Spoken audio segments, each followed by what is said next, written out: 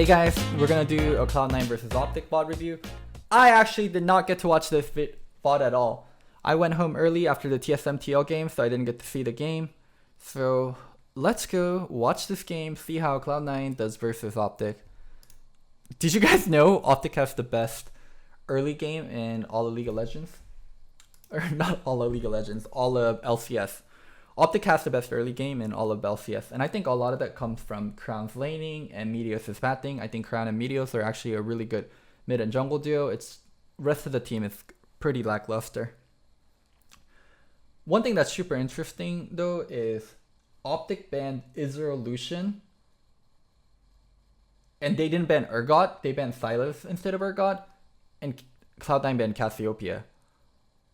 I think Cassio should definitely not been banned by Cloud9. I'm sure Sneaky can play Cassio, and it should be first pick Cassio.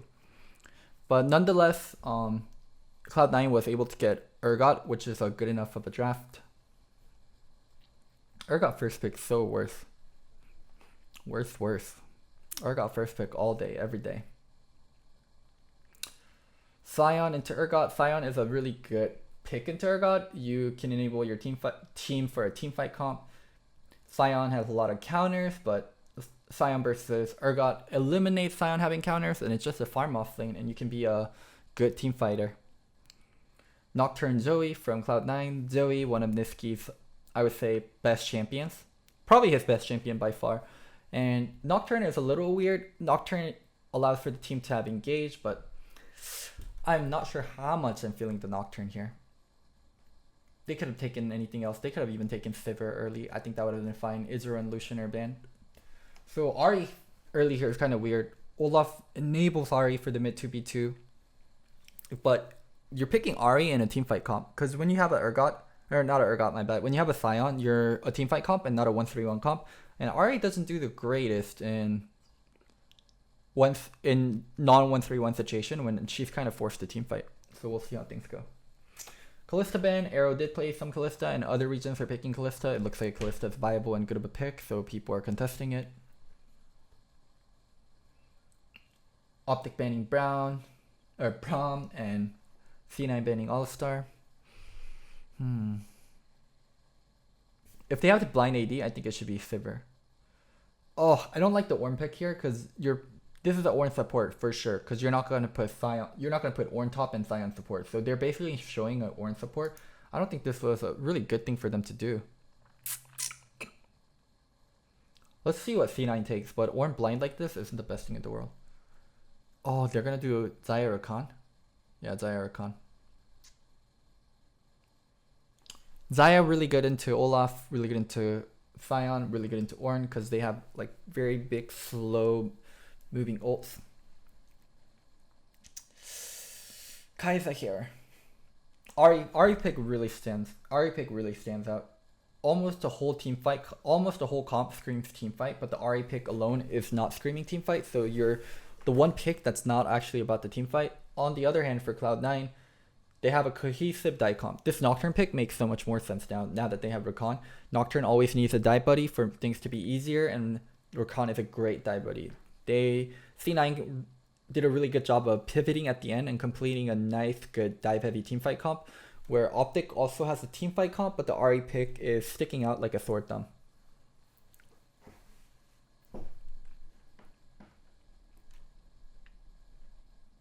When a lot of the supports are banned like that, you want a last pick support.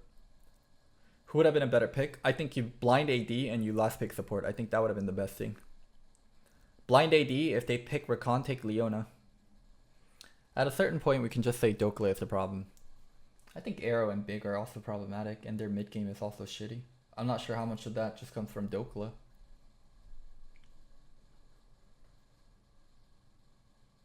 Oh, sneaky in lane? Sneaky in lane? Oh shit. Holy fuck, that was almost a sneaky in lane. Arrow shouldn't have flashed.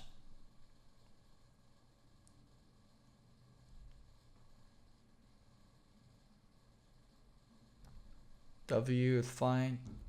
Chasing a little too much. The thing about Kai'Sa is like, when you have Kai'Sa, it's like having 3 spells at level 1 or level 2 or 2 spells at level 1 because the passive alone is so much damage. Best top laner NA? Is that the best top laner NA? Dying to worst top laner NA? How did he die there? Oh, he's playing so far up in a situation where he shouldn't be. He's playing so far up, and Sven's jungling the other side. He misread his jungle route. He misread Meteos' jungle route. Too much ego. Should never be that far up. Like 3 minutes 30 seconds, that's prime time for a gank. Yeah, this is prime time for a gank. He should be thinking about pushing it out, and he should be thinking about pushing the wave out.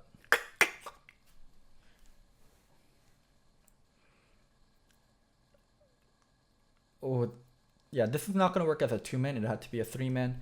These kind of dives are really good where you're making someone lose big of a wave. Well, one thing that's unique about Sion is even when you do get this kill, yeah, he has to clear the wave because his zombie. So dives on Sion aren't as strong as dives on other champion, but it's also one of the reasons why Sion is so resource free that even when he gets dope, he has a lot of way of recovering it and making it back.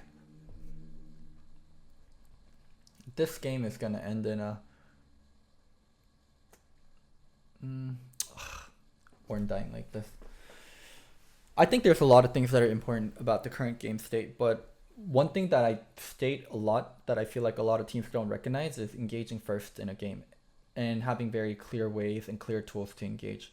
Like a Rakan, like a Nocturne, like these are very clear, hey, it's a go button and we can engage, and I think those get undervalued so much. We're going to see a lot of the team fights, and I can tell you already, a lot of the team fights are just going to be determined by how good the engage was. So I think these picks like Nocturne, these picks like Rakan are super important to watch. And super important to pair together. Like Nocturne and Rakan are just so much stronger when you pair them together. Wow. Optic's going to be up gold at 15, as always. Optic's so insane at early game. How are they this insane at early game this many times? Also, Meteos still being good is so wacky too.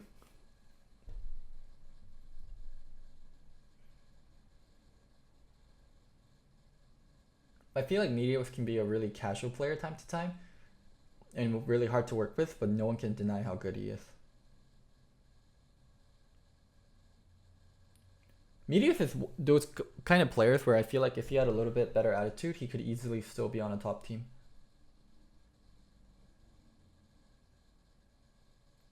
His pathing and his skill and like just knowing the jungle, it's so good.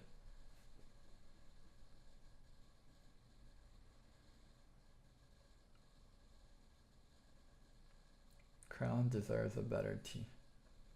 Meh.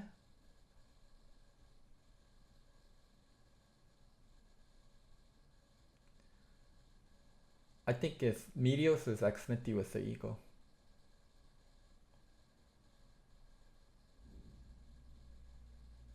Wow, they actually won that 2v2 pretty handedly. How does this even happen? How does Licorice die twice? Half HP.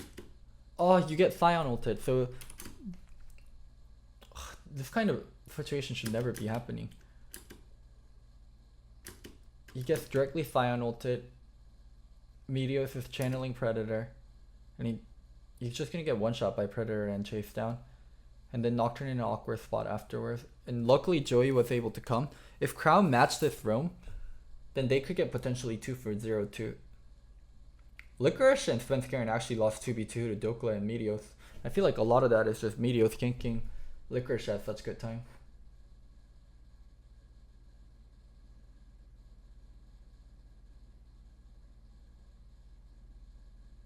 Do you think Lorlo will be better if he was coached by Reaper?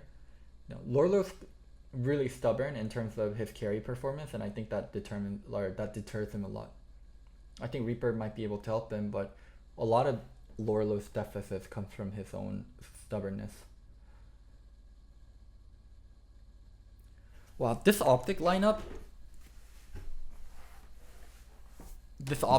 I think it's like 1 or 2 players, or maybe a split away from being decent.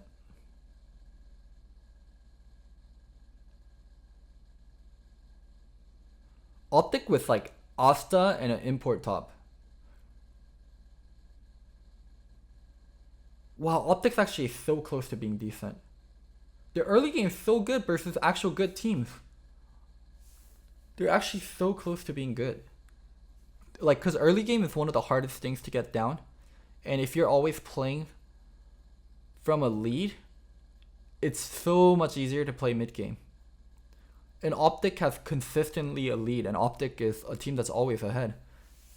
And these aren't just like random shit that's happening, because they can do this over multiple games. And they, like, even watching this game, I feel like it wasn't cheesy. Meteos had good pathing. He read enemy laners and enemy junglers jungler as well. Oh damn, fuck, that's so brutal. What the fuck? Just run! What? Just run all the way.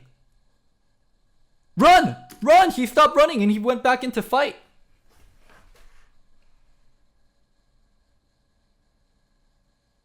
And that's not how you Scion EQ, by the way. You can Scion E and then animation cancel into the Q. This guy went E, walk, and then Q.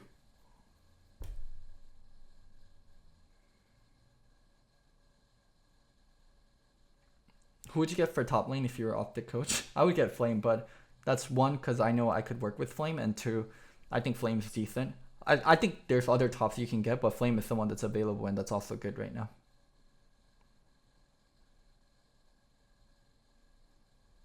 He's not a resident. Putting back Asta. I think Asta is good. I want to see more Asta. What do you think future of Arrow is versus what do you think future of Asta? What is future of Arrow in Optic and what is future of Asta in Optic? If you already think Asta is going to be one day better than Arrow, you should put in Asta now. Is Optic going to go to Worlds? Is Optic going to make playoffs? I don't think so. Give Asta stage time and let Asta develop. Tell me one reason why they should keep in Arrow over Asta. Who would you choose, Asta or TSM Academy ADC Tactical? Tactical. If I could have one Academy player right now, I would have Tactical. C9 recovered a lot of it from getting Herald, and now they're going to be able to get mid-turret also. And later on in teamfights, you can see how cohesive C9 comps are going to work out. Go in, Rakan follow up afterwards. Licorice die. Zazel die. Svenskeren die. What? C9? What the fuck? Going on Licorice, going on Scion. Oh, everyone going on Scion? You guys went on Scion with the stopwatch? You guys went on Scion with the stopwatch? Oh, that charm in the corner. Holy shit, Crown fucking beast moded that cleanse. Sven went for a kill? Sven went for a kill? Oh, you guys went on the Scion with stopwatch?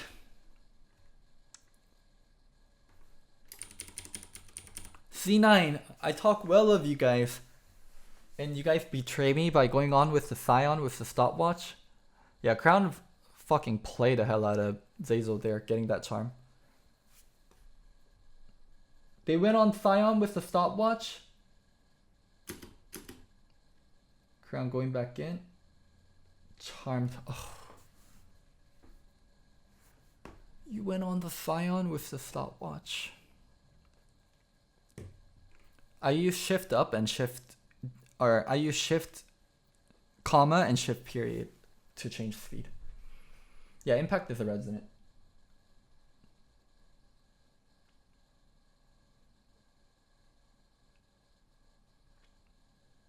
Olaf dead.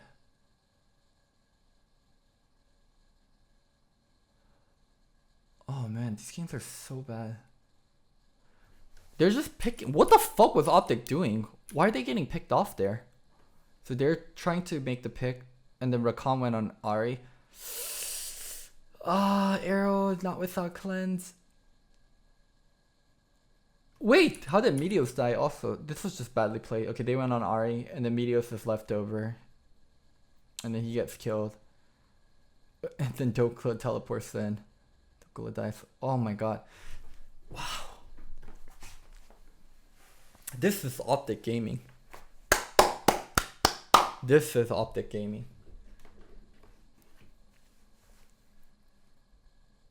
This is trademark Optic. Win the game for 80% of the duration. Make one terrible play, give up Baron, and lose the game. I agree, that TP sucked.